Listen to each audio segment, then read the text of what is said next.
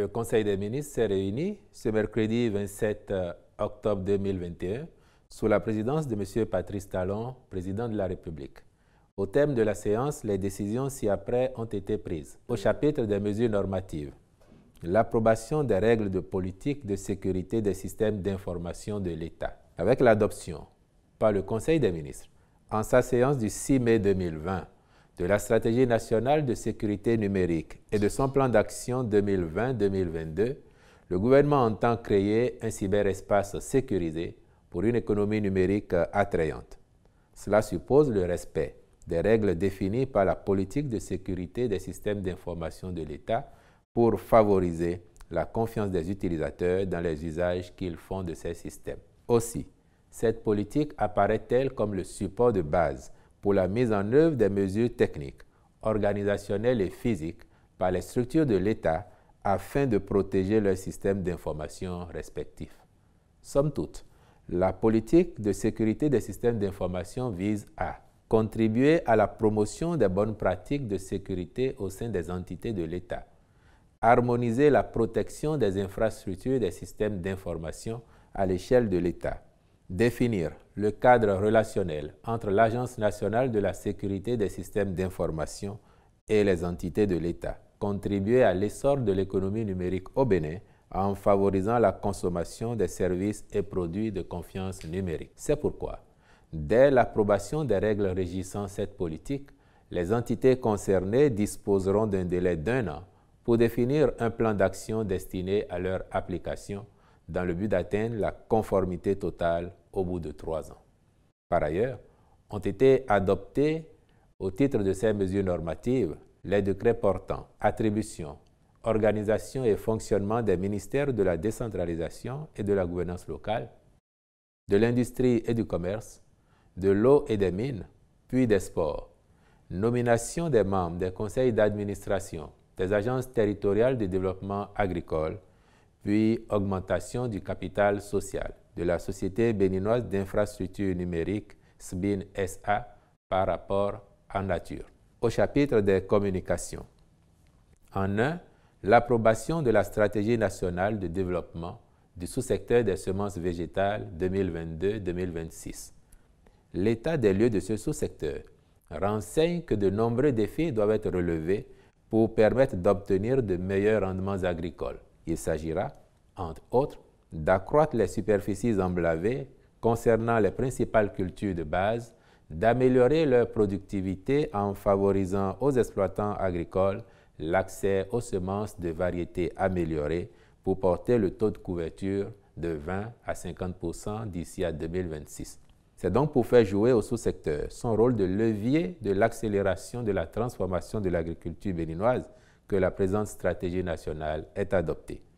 Le ministre de l'Agriculture, de l'Élevage et de la Pêche veillera à son application efficiente aux fins de parvenir aux résultats escomptés. En deux, la mise en concession des sites abritant les usines de production de jus d'orange de Zakpota, de jus d'ananas d'Alada et de purée de tomates de Kpomassé.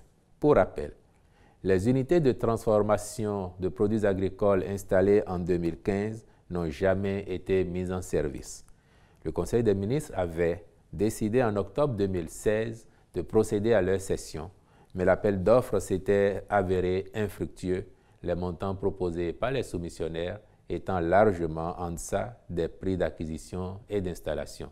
Aussi, afin de sauvegarder les investissements, le Conseil du 29 juillet 2020 avait-il autorisé la reprise du processus de cession des dites unités de transformation, au terme des travaux du comité technique de dépouillement et d'évaluation des offres. Seules les unités de transformation de tomates à Kpomassé, d'ananas à Alada et d'orange à Zakpota ont été retenues. Ainsi, celles-ci feront l'objet d'un contrat de concession avec les sociétés CAJ Engineering SAL et Orana SA qui paieront des redevances annuelles à l'État conformément aux tests en vigueur. Les dites sociétés se sont engagées pour des investissements conséquents destinés à la relance des unités concernées dans des délais déterminés. Il est à préciser que si aucun investissement n'est effectué dans les 6 mois qui suivent la signature, ou si la mise en exploitation n'est pas effective dans les 18 mois, l'État pourra retirer la concession. Les ministres chargés du dossier sont instruits de procéder diligemment à l'accomplissement des formalités irrelatives. En point 3, l'autorisation de sélection de 20 boursiers pour une formation en administration hospitalière au profit des aspirants à la fonction de médecin directeur d'hôpital. Au regard des faiblesses observées dans la gouvernance des formations sanitaires publiques en général et des hôpitaux en particulier, le gouvernement a fait l'option de professionnaliser la fonction de médecin directeur d'hôpital. Ceci exige la disponibilité de ressources humaines qualifiées. C'est pourquoi le Conseil a marqué son accord pour la sélection de 20 médecins généralistes, candidats à la formation de master en administration hospitalière. Celle-ci se déroulera alternativement en France et au Bénin et sera assurée par l'École de hautes études en santé publique de Rennes en partenariat avec l'Institut régional de santé publique de Ouidah. En point 4, la mise en concession du site abritant la Société des industries textiles du Bénin, Citex SA, pour la reprise de l'exploitation. Confrontée à la vétusté de ses équipements, la Citex SA connaît d'énormes difficultés de production qui, depuis 2003, impactent négativement autant ses activités que la qualité de ses produits. Afin de la réhabiliter et de relancer l'activité industrielle dans la ville de Lokossa, le gouvernement a conclu un accord avec la société Dongako SA qui a soumis une offre de reprise.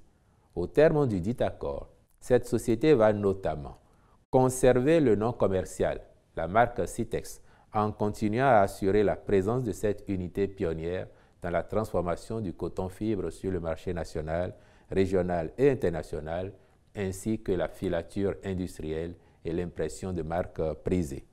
Maintenir les emplois existants, en créer de nouveaux et générer de la valeur ajoutée pour l'économie béninoise en investissant durablement dans l'industrie de transformation. Racheter l'ensemble des stocks, matières premières, consommables en cours et produits finis correspondant à des demandes en instance. Ce faisant, la pérennité de l'activité de transformation du coton béninois sera assurée avec l'acquisition par la nouvelle société d'équipements modernes. Le repreneur disposera de 18 mois pour faire les investissements nécessaires et mettre en exploitation l'usine à son plein potentiel. Pour ce faire, le Conseil a autorisé la formalisation de l'accord pour la mise en exploitation de l'outil industriel moyennant une redevance annuelle à verser à l'État conformément aux tests en vigueur. Au chapitre des rencontres et manifestations internationales, le Conseil a autorisé l'organisation, le 2 novembre 2021, en mode virtuel, du dialogue public-privé sur le financement des micro, petites et moyennes entreprises du secteur informel de la zone Union économique et monétaire ouest-africaine, UEMOA. Enfin, au chapitre des mesures individuelles, sur proposition des ministres respectifs, les nominations ci-après ont été prononcées. Au ministère de l'Économie et des Finances, directeur général adjoint des douanes, M. Boubacar Camara. Au ministère de la Justice et de la Législation, après avis du Conseil supérieur de la magistrature, membre de la commission de l'instruction de la Cour de répression des infractions économiques et du terrorisme, M. Vitondji Lionel Armand Dossou Nouati. Au ministère de la Santé, directeur départemental de la santé du Zou, M. Winok Goudjo. Directeur de l'Agence nationale des soins de santé primaires, M. Mentoïk Benan Blaise Gezomevo.